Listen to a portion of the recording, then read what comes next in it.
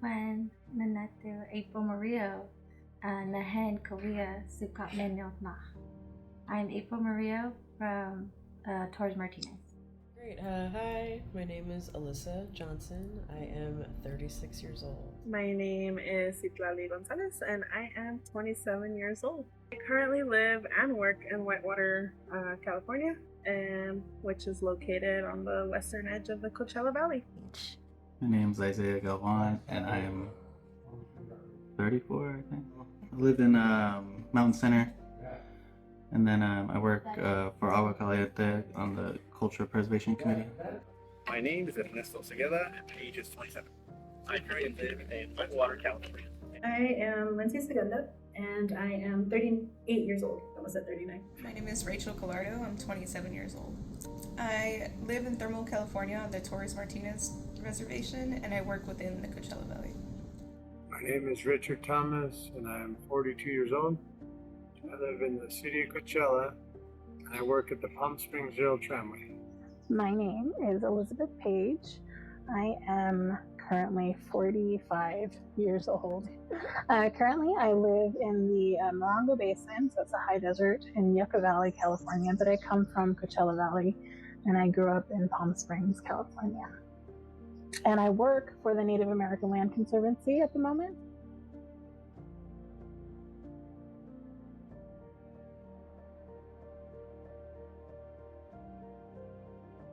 So, traditional ecological knowledge, especially from indigenous communities like my own, the Mixteca and the Zapotec peoples, just teaches us to live in relationship with the land, not really in domination of it like Western culture.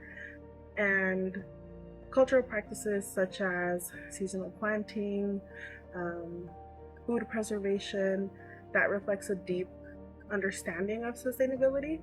And these traditions just remind us of how to live in balance with nature, which is critical in the face of climate change. Just in the way we would take care of, the plants, just the land in general, anything that's on it, the water and the animals. Right now, you don't really see too much of it being, taken care of in the proper way. The people have always been really strong survivalists, and we've had to adapt to many different climate patterns already. So we worked with what we had. We didn't try to overreach our resources, and I feel like a lot of people who live in the desert nowadays that don't have the same cultural ties aren't aware of just how fragile our ecosystem is, especially when we are overworking our access to water and limited food resources. Ecological knowledge is paramount towards helping save lives in the long run. Having knowledge about things about the area that you live and work in, I think, is very important. It's really important to know the first people that were there, as they are often the first stewards and the people that have the inherent knowledge to know what's going on. So I definitely feel like it is important to be able to understand climate through the lens of indigeneity. To us, that's our center. We're so much part of the land. It's like an appendage. It's like it's connected to us. We're connected to it, and we're a resilient people that have always been here. We always will be here, and we're always going to be trying to undo the damage that has been done to our environment.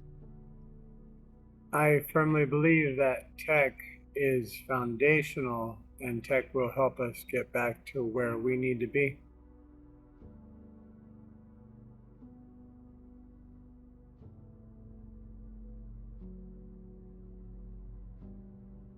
Well, so far, just in my own experience, I definitely remember there was, I don't know if I mentioned this, I am from Torres Martinez Reservation out in Thermal is where I was raised.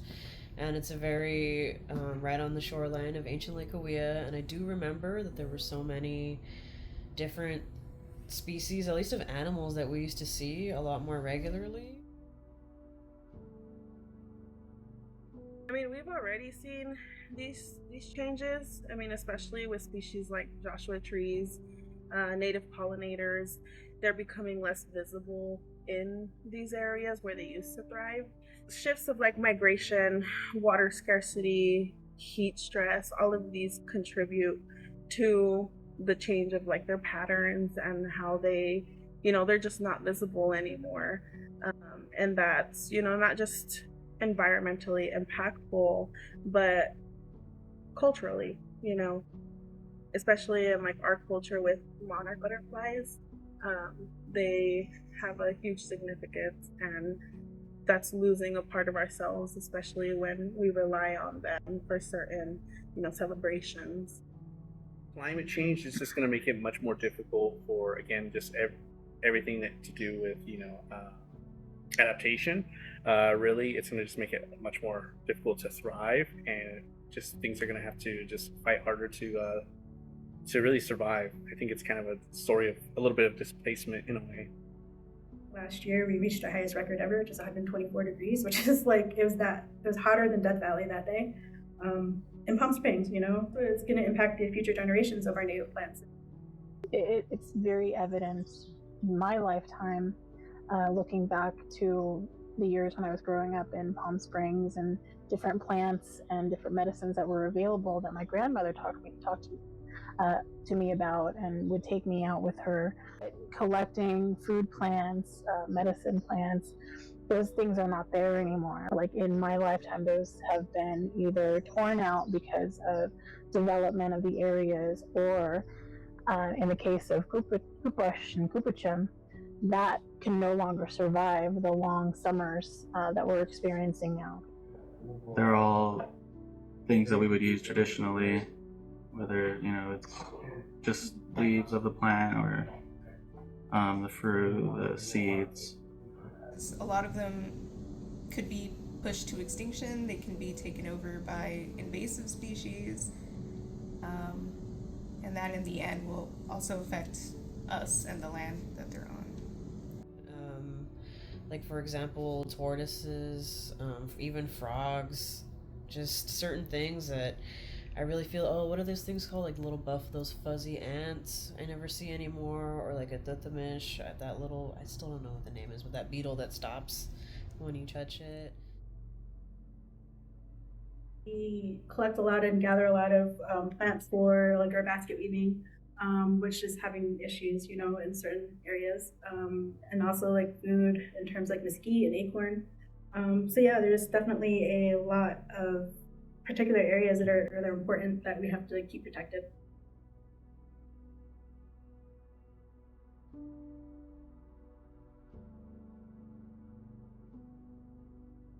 Gathering locations, especially in the east end of the Coachella Valley, with mesquite. Now, we've noticed that mesquite harvests are prolonged, and I think that is a very telling sign that things need to change. Progress needs to be made. That way we can always gather. All of them in the desert. I remember, in going out with my grandma, I remember just the thick vegetation, and, you couldn't go anywhere without getting poked or something by a little cactus, or, different things that we use. They always were there, and we were always dependent upon that. And the plants themselves are dependent upon us for that disturbance, for that collaboration between the two of us for forever.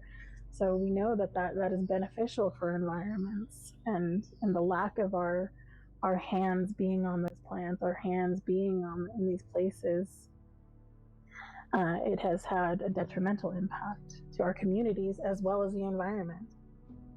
Hanging out with my grandparents, them showing me the way of the land, going on walks with them, seeing the significance of, like certain types of plants that they use, and learning from them. And then here in the Coachella Valley, just,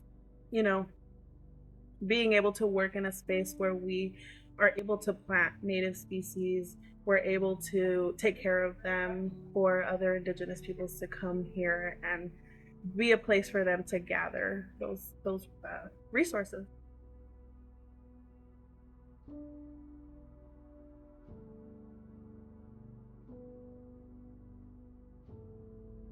So definitely changes in rainfall and drought cycles affect how and when plants grow, and so that just impacts our ability to gather traditional foods and medicine.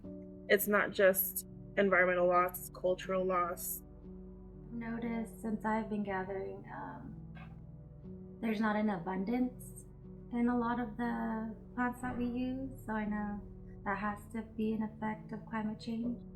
When we like to go and like harvest or gather or anything like that, they're not getting like sufficient like water, rainwater, because it hasn't been raining too much. It offsets the gathering times. For example, one big concept that has been affected is seasonal changes. Throughout the years, we've depended on knowing when the temperature was going to be hot, when it was going to be cold for traveling and gathering purposes. Not having a guaranteed weather pattern puts a lot of strain on all of those resources.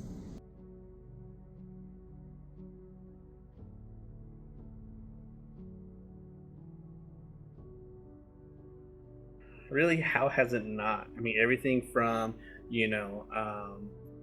all different types of cancers that we're seeing, mental disorders and illnesses that we're seeing just have a sharp turn. I think we're just really disconnected from, in this day and age, what is a healthy lifestyle. People, being up later, having, a lot of chemicals in our food. The list goes on. And I think climate change will definitely exacerbate it. As we'll come up with solutions, some of them may not be for the best well-being of our community. So Change in diet is number one kind of thing that causes a lot of health issues. I know for Native people, because what we were eating before was like the freshest meat and fish and the healthiest plants, and then now we kind of forced to stop that. And the knowledge of how to do that kind of went away. So now we just go to the fast food place, grab a burger, call it a day. We were built for the food that is available in front of us and around us. We were always built for that. We were always healthy. We were always living long, long lives. We have stories of relatives who lived well into their hundreds. The food deserts that everybody else are being impacted by, we are too. We have so much processed food, so much commercially driven, like advertising. Everything comes at us from all these different ways, and importing all these different foods from all across the world. We're not supposed to be eating sugar, and we're not supposed to be eating, all these oils and different things. So that's impacted us in a big way. And everybody is just so looking for the easiest thing to do. The easiest thing to do is just keep doing the same thing, number one, and also give into, like right now, AI is a whole thing, and there's so much distraction in that, but there's so much environmental impact that is going to have in the coming years. Well, since it's gotten hotter, I definitely feel like people do less things outside than they used to. And with the rise of technology, it's also just made people more sedentary and leading to more health problems and just less activity, more bad foods away from their traditional foods. There's a reason things out here in the desert have adapted, and I'm sure that if you, ate those things in your diet, you would also adapt a little bit better and be a little healthier. Again, heat waves, poor air quality, dust, they've all contributed to an increased rates of asthma and respiratory illnesses. And I unfortunately am a product of that. I came back home to the Southern California in 2020, and I was diagnosed with asthma. And from there, my life completely changed. So these things happen to low-income communities, Indigenous communities the most, because that's where all of these things are happening.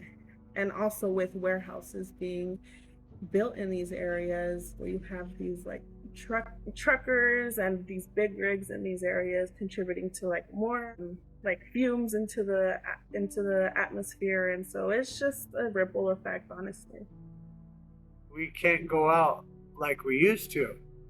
And I can roll in a small little mini topic about the Salt Sea. With all the dust from the drying playa, it's definitely put its mark on our recreation I don't live in Coachella Valley, but I know because it's getting hotter and the dust I know is a big issue. And I have family members that live on, the reservation, and they have breathing issues. My community is kind of at the forefront of, really climate change. So I think in a way they're some of the most vulnerable. There are a lot of outdoor kind of field work, whether in agriculture or landscaping or, all different types of work that it's very vulnerable to climate change. That being said, I think there's a lot of power in that. There's a lot of organizing that can be done, and hopefully, with that, hopefully some change as well.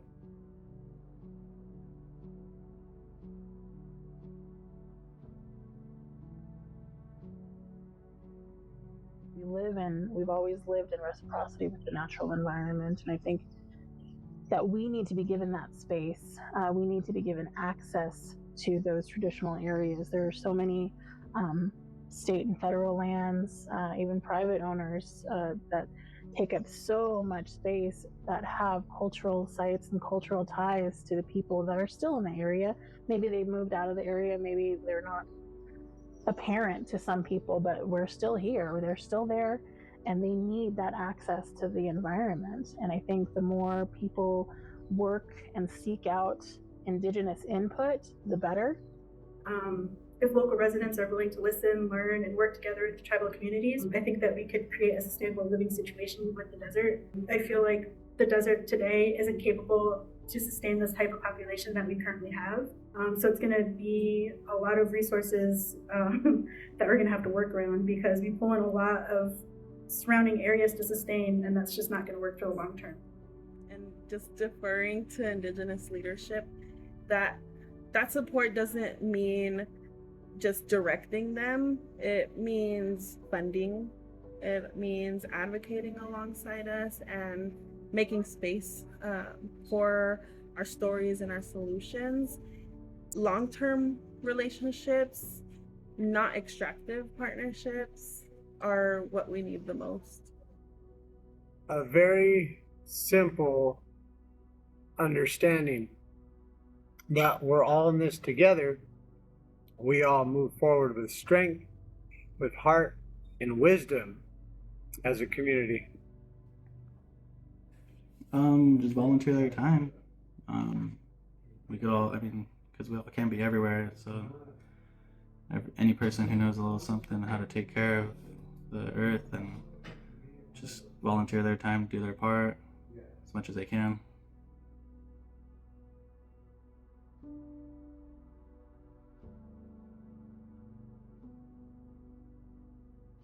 Education is key.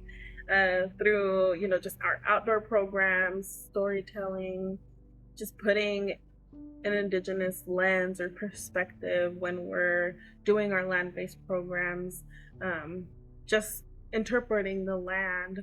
And I really try to talk about the importance of conservation with them. Whenever we go out to do things like taking care of the plants or gathering or learning about how to take care of the water and everything like that, they come along. I think the easiest way is just to get them involved in community participation with things like composting or gardening, anything that could be used to help the community be more self-sufficient. Once again, educating them and letting them know, because I really do think lack of action is usually a lack of knowledge, and they don't make it really easy to get. So. I know from my job, I directly get to create programs and opportunities for Native people, Native families as a whole unit to come onto the land, whether that's camping, hiking. There's all these outdoor recreational activities. And then that's kind of the gateway that you kind of like, well, this is our medicine here, and this is like a reintroduction for a lot of our communities. But starting at that young age, taking your kids out into the natural environment, talking to them, knowing the plants where you are, knowing what doesn't belong. I think that's what's ultimately going to change things, is people waking up and realizing that they have to be a part of the environment rather than just being an observer.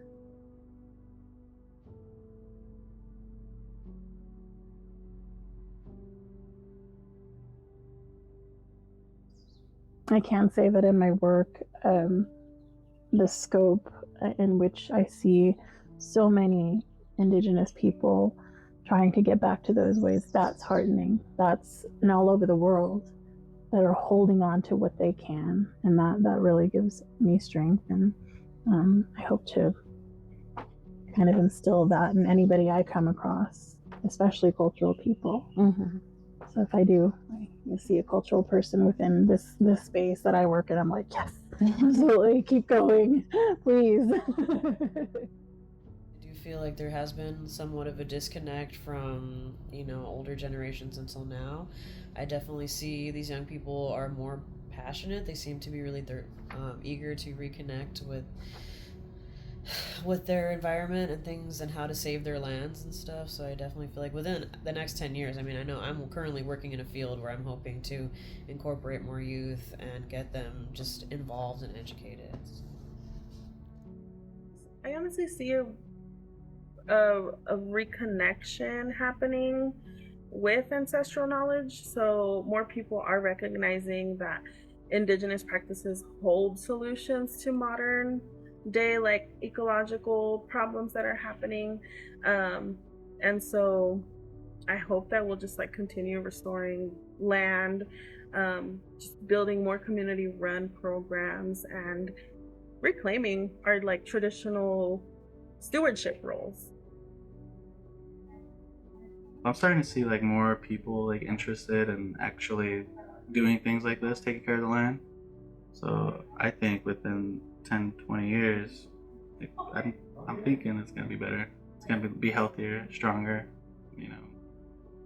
Luckily, I think the younger generations are a little more conscious about their resources. So even if they don't seem to be completely involved, I think just them being more aware is going to help them segue into finding more resolutions for these problems.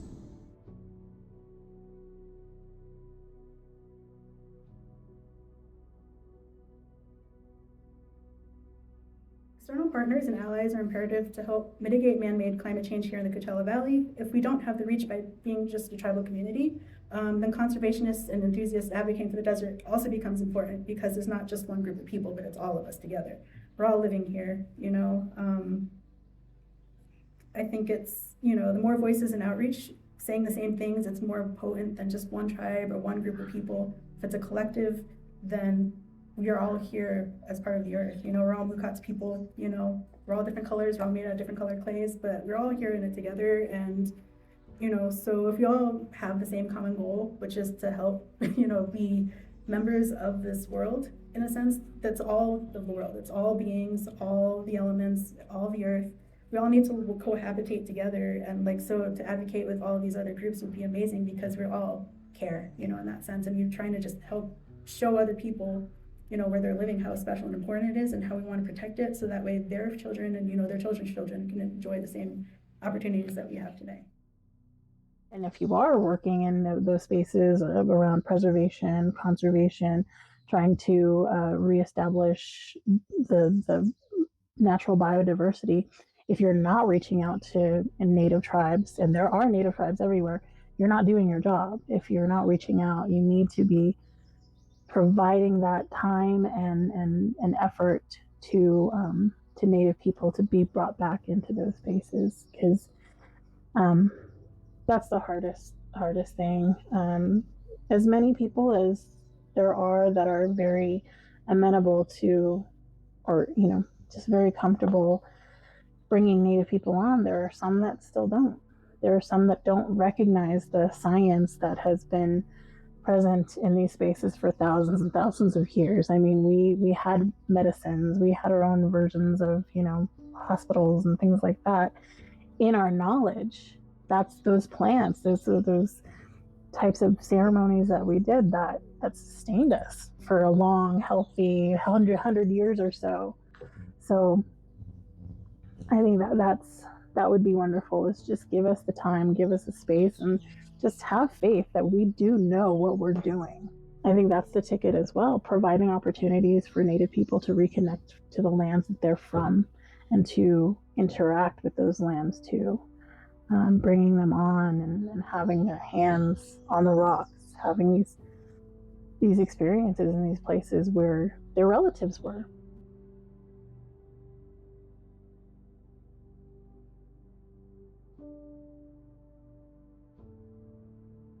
Reorganization of values.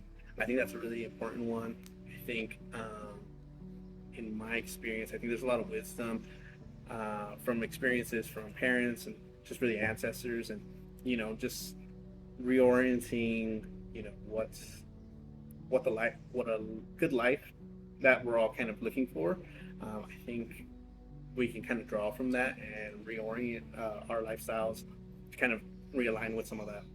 I think adaptations. So we've always adapted to our current, situations and problems that we've faced. That being drought, migration, and even colonization, by staying rooted in our values, and those just being, reciprocity, respect, observation. The past teaches us patience. It teaches us, how important community is to us, and just how to read the signs of the earth. And so that wisdom is super powerful, and I use that in my lifestyle every day when I'm here, either at work or in my home. And we need to protect knowledge and culture that we have, because that is the most important thing that we can pass on. We need to learn from as much from our elders now, so that way when the inevitable starts to happen, we can adapt and understand how to roll with change, because we've always known how to do that because of our elders. Because the earth, she can take care of herself, she makes it so that way we have the ability to live here, but at any moment she could just decide that she just wants to reclaim herself, and she has the right to. And it's like, we need to be more humble and stop trying to force nature's hand, because it's not going to work. If we're trying to push to get something accomplished, she's going to push back. So I think that we need to, learn from all of this, learn that each and single every element that we have here is its own energy and its own entity that, I think a lot of that knowledge has been lost through colonization. And we're still here. And I think that should be a testament to who we are as a people, who we are as a culture. The things that we know and practice on these lands have never negatively impacted these lands. And it's so evident, and I wish more people would see that more people would want to be involved. And I think that there's a medium in there. There's a happy medium where you don't have to culturally appropriate. You don't have to be like us all the time, but you learn from us. You want to learn about the environment that you're in wherever you are. And that grace, that you understand that it's going to take hundreds of years to undo what has been done. Mm-hmm. I get those feelings sometimes that you're surrounded by your ancestors. They're saying something to you, and those are really emotional times, but that's really what drives us to want to bring more Native people back. Talk to our elders, listen to their stories, let their stories teach us, so in turn we can teach our youth. We've been here for thousands of years, so I think we know how to take care of the land.